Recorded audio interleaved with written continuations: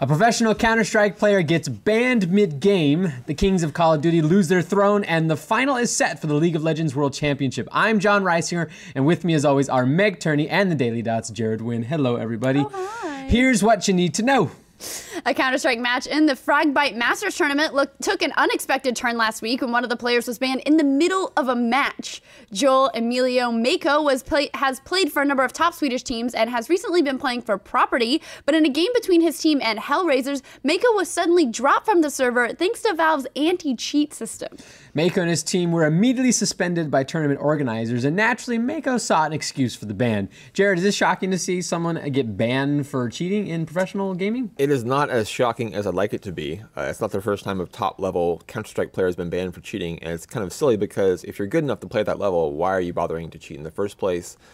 He had a great excuse, which was, my friend got on my account and did something, which is like right up there with a dog eating homework. Perfect excuse. Tier excuse. Yeah, when me, Airtight. it's weird. It's not me. It's these drugs that are in my purse. They're not mine. I don't know how they got My there. friend put him there. Yeah. Yeah, I saw him Never do seen it. him before. No, yeah, exactly. But you know how those chocolate-eating Swedes are, John. Still stop it.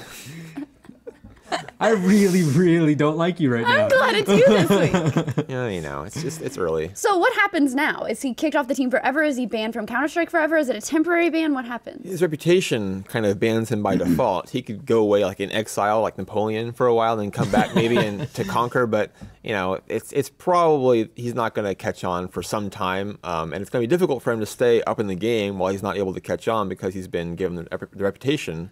Rightly or wrongly, hey, I don't know, maybe his friend really did add hacks on his account. How long is the ban officially? Like, how long is he not allowed to get in? Well, it's an organizational thing. So Fragbite Masters, the tournament he was banned from, they probably won't have him back. So that specific tournament he could never compete. Yeah, and there's other leagues like Electronic Sports League, which now has a big presence in Counter-Strike, most likely would not be very accommodating to him because they've taken a very hard stance against cheaters in their cooperation with Valve.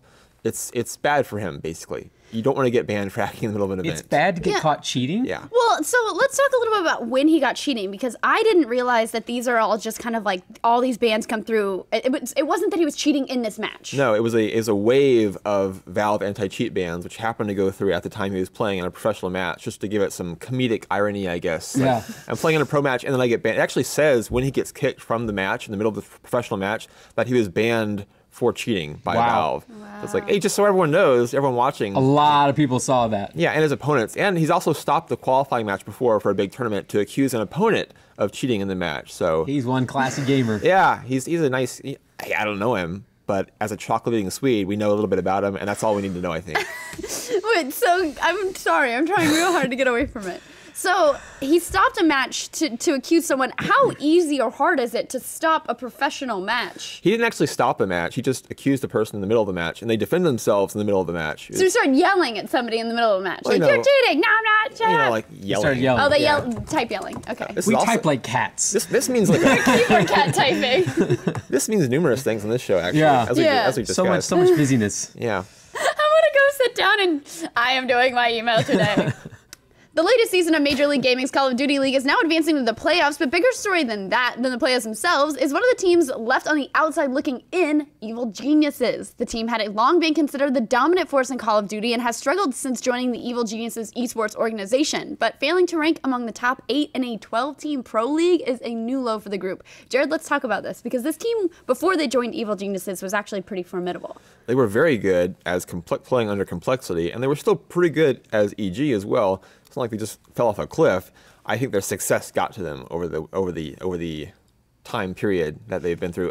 We've talked before about issues they've had where Karma, one of their players, ended up leaving the team after a dispute where he said, well, they're going to kick me if I don't go to an event instead of showing up to my child's birth. Yeah. Which is not a great thing to have going on in your team. And then they've had some more issues since then where players have gone to Twitter to complain about their teammates not practicing enough and saying they're going to quit the team if their teamates don't practice more because they're not putting enough hours. So to be generally, good. just as a team, they just may not be Just working together very well. A rotten attitude on this team, John. It's just Shut too darn. bad. Yeah, gosh darn and attitude. Call of Duty players. I don't think many Call of Duty players say gosh darn. Yeah. That's not my impression. There's not a whole lot of Yelling at the top of their lungs when they get killed. Gosh darn! dag nabbit dilly dallying sniper got me. And there's not a whole lot of that in Call of Duty, I don't think.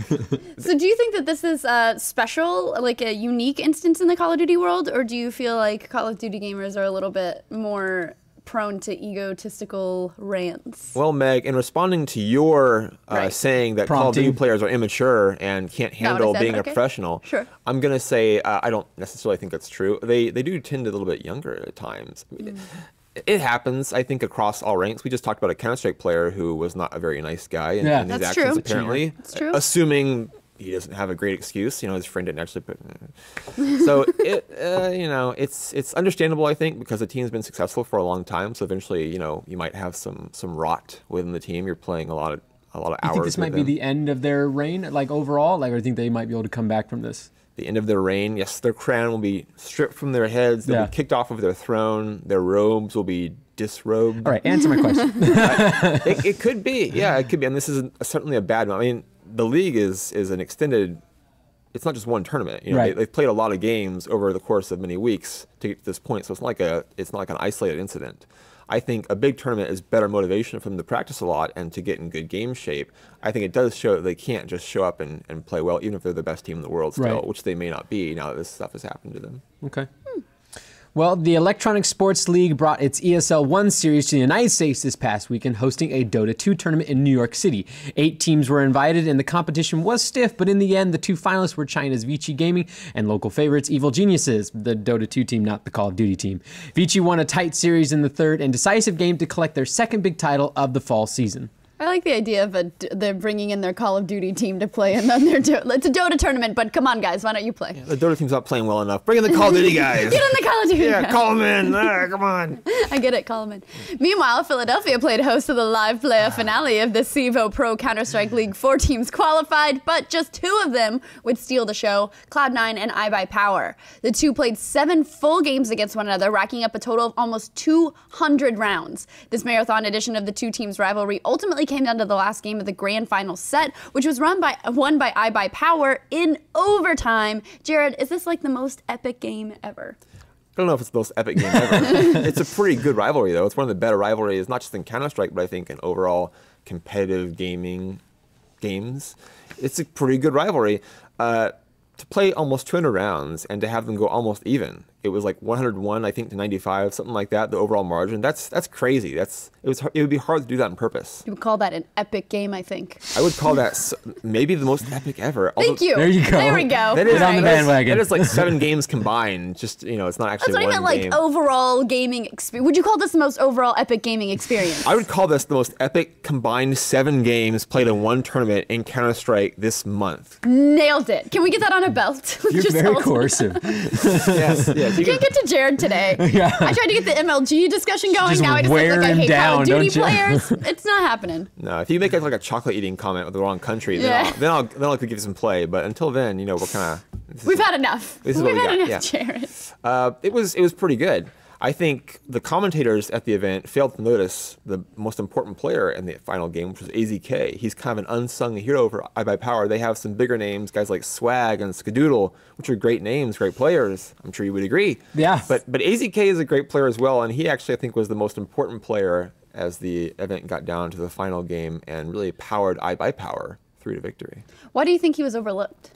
I think he just is not as big a name as guys like as I mentioned. Swag was someone who actually transferred from Cloud9, then Complexity, over to iBuyPower, so he makes for a fun story. Skadoodle is one of the best snipers in the world, so he's always a fun player to talk about, an easy player to talk about.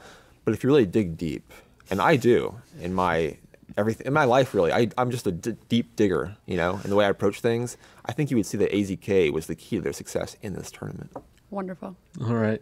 Well, the American regional playoffs have now been completed for Blizzard's World Championship Series, the globe-spanning StarCraft 2 tour that culminates at the WCS Global Finals. And we've got some bad news for fans of the game hoping to see international players competing at the final.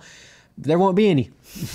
And it wasn't really even close. The Final Four of the American region came down to 4 Korean players, just as did the Final Four of the European region. And of course, all the players qualifying from Korea were also Korean. And each of the 16 players at this year's global finals are, as you guessed it, Korean. So Jared, let's talk about this because this is going to change. This is the last time this could ever happen.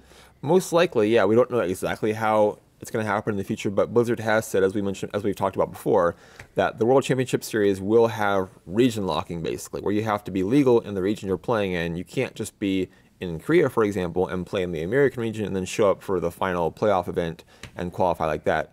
So it's going to change. For right now, I think this is not necessarily the way things have to happen. We've seen players outside of Korea have very good results this year. Bunny won a big tournament in Europe. Scarlet won a big tournament in North America. They just didn't happen to get the right results at the right time to qualify for this event. So I'm not going to say it's coincidence. Obviously, the best players tend to come from Korea because the infrastructure they have for a game like StarCraft 2 is just far superior to what exists anywhere else in the world. But it's not something that happened just because they're Korean. But this is just kind of a key example. If Blizzard wants international diversification, this is like why they need to do it. This shows you why they did what they did. Because they're going to have 16 players at their final, and all 16 of them are going to be from the same nation. Forget that it's Korea. That doesn't really matter a whole lot. It's the fact that all 16 of them are from the same nation, so you don't have rooting interest anywhere else in the world. It's not really like a world championship. You just pick your favorite Korean player in this case, which everyone has. Everyone has a favorite Korean player. Yeah. Absolutely. We were talking about our favorite Korean players earlier. Yeah. Right. You know, John, who's yours? Finally, Riot's World Championship event has come down to 2 teams, and they are Korea's Samsung Galaxy White and China's Starhorn Royal Club. Jared, tell us about how these 2 teams got here and what we can expect from them. Well, Samsung Galaxy White upset Samsung Galaxy Blue. They swept them. They just brutalized them. They embarrassed them. They made them feel bad. Samsung Galaxy Blue cried and wept and limped off the stage. I think they might have overdone it. No, I mean, we talked last week about Samsung Galaxy White saying, like, no, we're so sick of getting beat by Blue. We don't want to play them. Like, somebody else eliminate them because we don't want to play them. So they refocused that negative energy into positive energy. They took their chi and they put it somewhere else, wherever your chi needs to go. I'm not really an expert in chi. I just do more this kind of stuff, you know. Chi's a mystery to me, but they're probably great with it. Are you saying doing the leaderboard is how you align yourself? In a certain way. It's better that we not go into that, honestly. My alignment is a private subject for me. I want to keep it that way. Okay, so they brutalized Blue. They brutalized Blue. It's terrible. White plays a much more aggressive style than Samsung Galaxy Blue does. Blue likes to play for the longer game, maybe make a big comeback towards the end. White goes aggressive and then keeps the pressure on, and Blue just was not able to handle that pressure in any of the 3 games. So yeah, it was pretty decisive. White and Blue. It's kind of fun. White attacking Blue.